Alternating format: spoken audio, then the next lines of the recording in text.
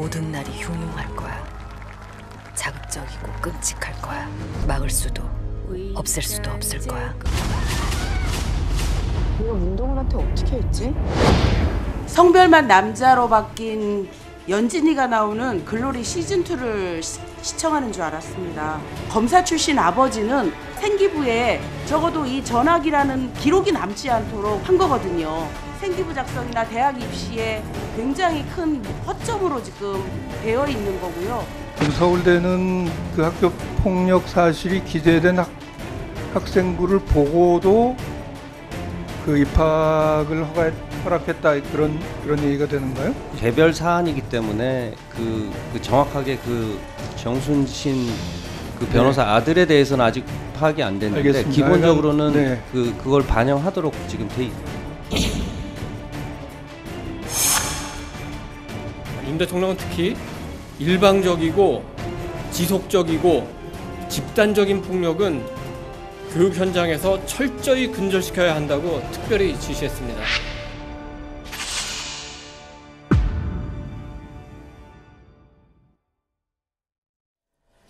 네, 최근 국가수사본부장에 임명됐다 낙마한 정순신 변호사 아들의 학교폭력 논란이 있었죠. 좀처럼 근절되지 않는 학폭 문제에 국민들의 관심이 높아지고 있습니다.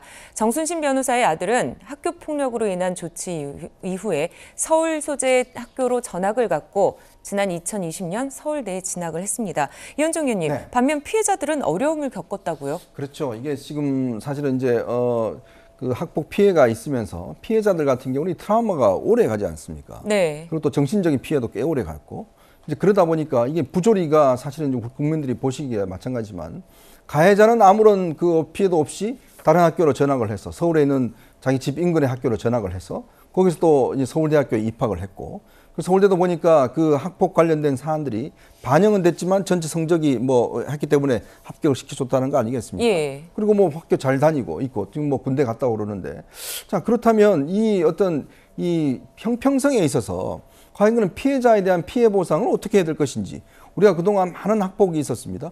근데 이 가해자들은 아무런 문제 없이 본인의 지금 학교를 다니고 있고 피해자들은 지금까지도 정상적인 생활을 할 수 없다라고 그러면 네. 이건 말이 안 되는 거거든요. 그렇죠. 특히 이번에 이제 정순신 변호사 사태로 인해서 이 문제가 이제 다시 부각이 되면서 원래 이제 수시 같은 경우는 그걸 많이 보게 돼 있습니다만 정시도 보기는 돼 있지만 제가 알기로는 아마 반영 비율이 거의 크게 미미한다고 듣고 있어요. 네. 그리고 또 이 보관 기간을 예전에 이제 국민의힘에서 한 10년 동안 보관하자고 그랬는데 민주당이 이걸 또 2년으로 줄인 그런 또 이야기도 있습니다. 그러니까 학폭을 한번 하게 되면 영원히 어떤 면에서 보면 피해를 본다라는 인식을 우리 사회가 줘야 됩니다. 네. 주지 않으면 이게 근절될 수가 없어요. 그냥 본인은 뭐 학폭 가해자 했는데 그냥 잘 나가더라 그러면 이걸 누가 앞으로 학폭을 근절할 수 있겠습니까? 저는 이런 사회적 분위기를 한다면 정말 학폭을 한번 하면 영원히 지워지지 않는다. 딱 이런 인상이 박히면 저는 이게 학폭 문제가 해결될 가능성이 충분히 있다 이런 생각이 듭니다. 네, 피해자가 불안 속에 사는 동안 가해자는 소송으로 전학을 미루고 결국 명문대에 진학했다는 점에서 많은 분노가 더 커지는 것 같은데요. 허지은 변호사님, 이런 안타까운 현실 좀 어떻게 봐야 될까요? 지금 학교폭력 문제로 이게 기록이 남는 것이 과연 대학 진학에 영향을 미치는 것이 뭐 낙인 효과로 문제가 될 것이냐 아니냐 이런 부분에 대해서 그동안은 논란이 있어 왔습니다만 네. 학교폭력에 대한 어떤 심각성이나 어떤 감성이 굉장히 높아지면서 지금 올해부터는 이제 학교폭력 생기부 기록을 하게 되면은 그걸 2년 동안 삭제할 수 없도록 되어 있는데 지금 정 씨의 아들이 그 고등학교를 졸업하던 2020년경에는 규정이 어땠냐면요. 생활기록부에 기록을 하고 2년 동안 보유를 하도록 되어 있었지만 뭐 가해자의 반성이라든가 합의라든가 이런 여러 가지 상황에 따라서 그러니까 낙인 효과에 좀 더 방점을 둬서 삭제를 할 수 있도록 되어 있었어요. 그래서 이게 여러 가지 지금 정순신 씨 측에서 계속해서 전을 반복하면서 길게 끌어가면서 이 처분 기록을 썼다가 지웠다가 썼다가 지웠다가 이런 것들이 반복이 된 것인데 네. 서울대 측에서는 정시로 입학하는 학생에게도 규정으로는요.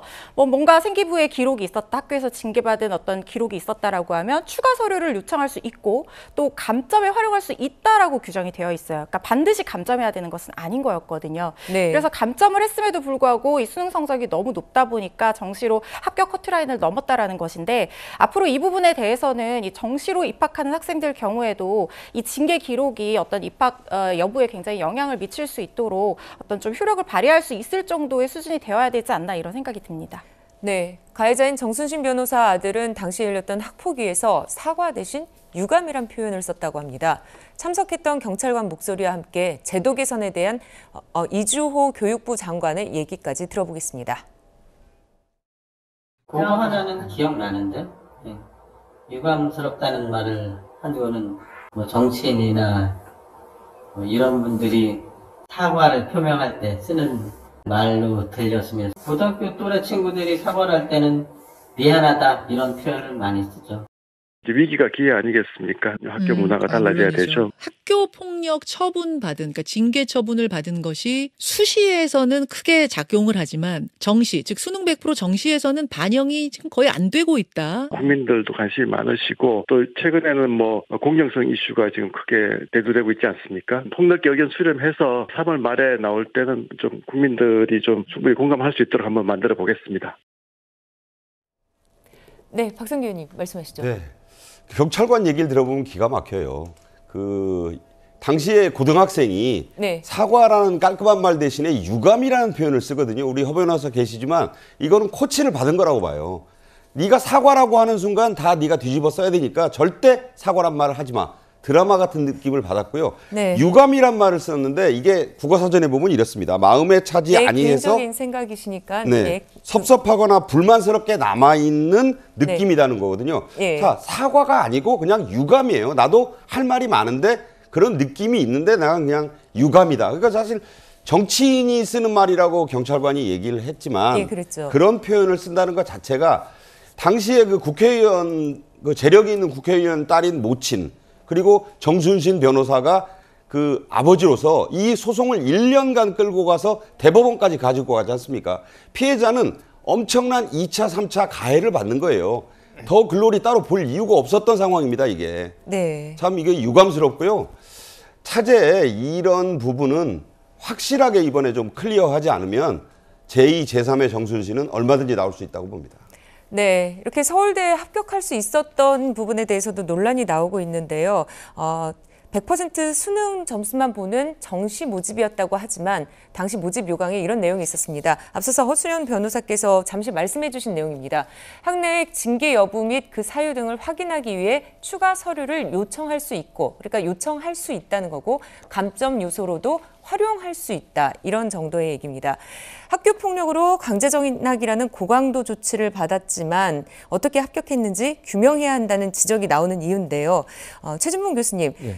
학폭 처분에도 수능만 잘 보면 대학 잘 갈 수 있다. 이런 인식을 심어줄 수도 있지 않을까요? 그렇죠. 그런 인식을 심어주는 거죠. 그러면 학교 폭력 경력이 있는 학생들이나 학부형들 입장에서는 그러면 수시 안 보고 정시로 다 가면 되는 거예요. 그러면 그게 다 없어지는 거잖아요, 결국. 네. 이게 저는 문제라고 생각해요. 아니, 저는 그래서 이렇게 묻고 싶습니다. 수시라고 하는 것과 정시라고 하는 것은 이게 수능 대신에 또는 뭐 경력이라든지 본인이 했던 여러 가지 활동들이나 아니면 면접을 통해서 결국 평가를 받는 거잖아요.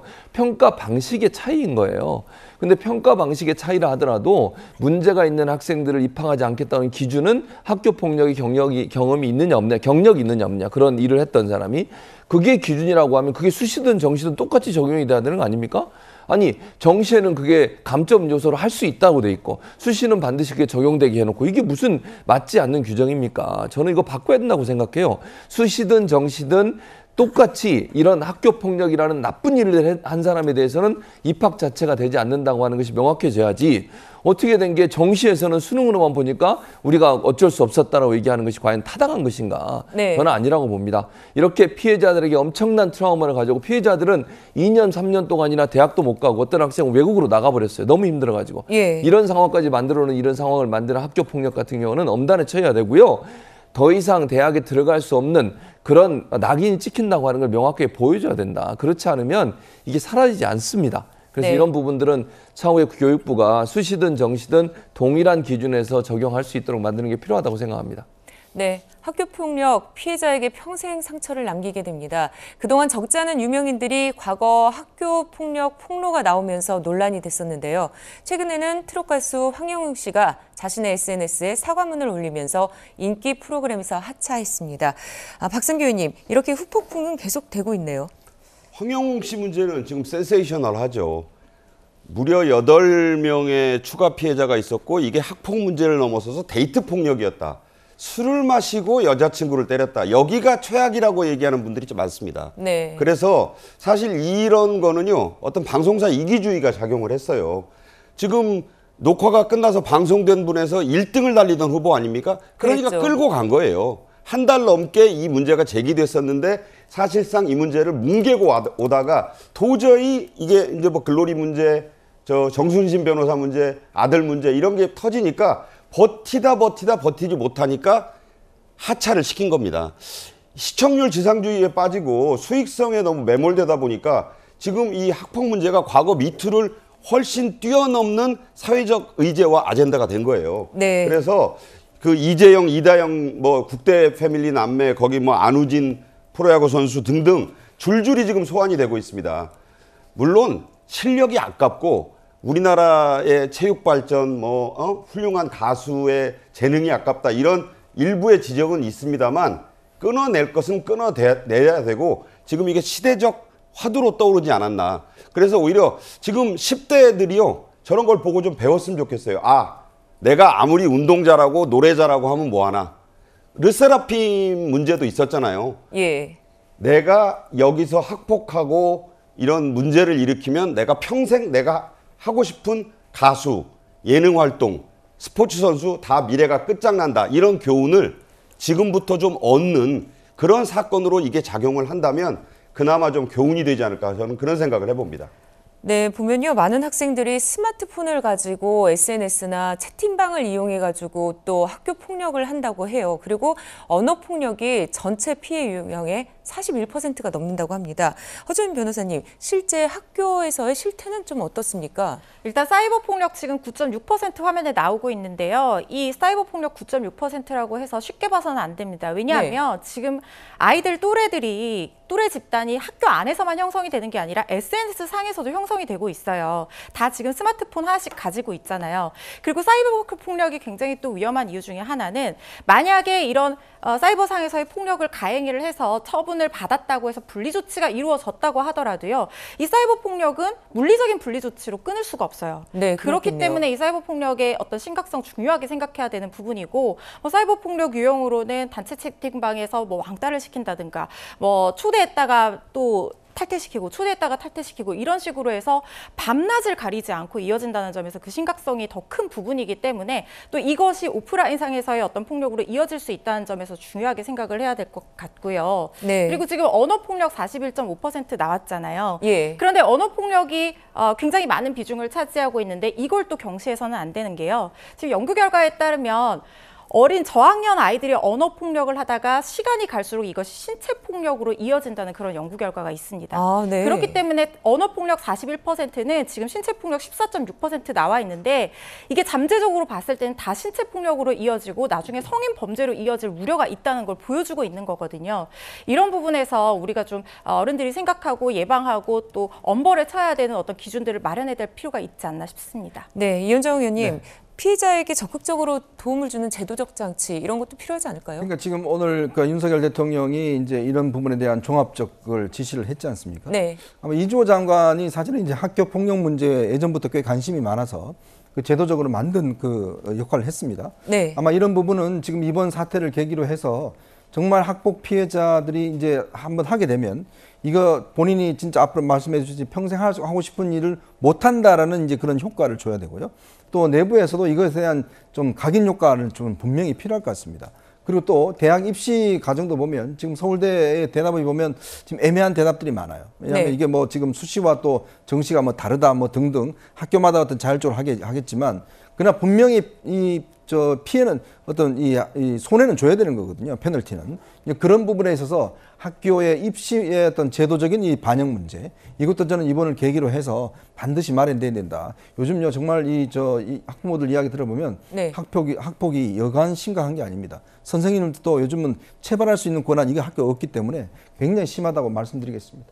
네, 학교 폭력에 대한 얘기까지 나눠봤습니다. 저희는 60초 뒤에 다시 오겠습니다.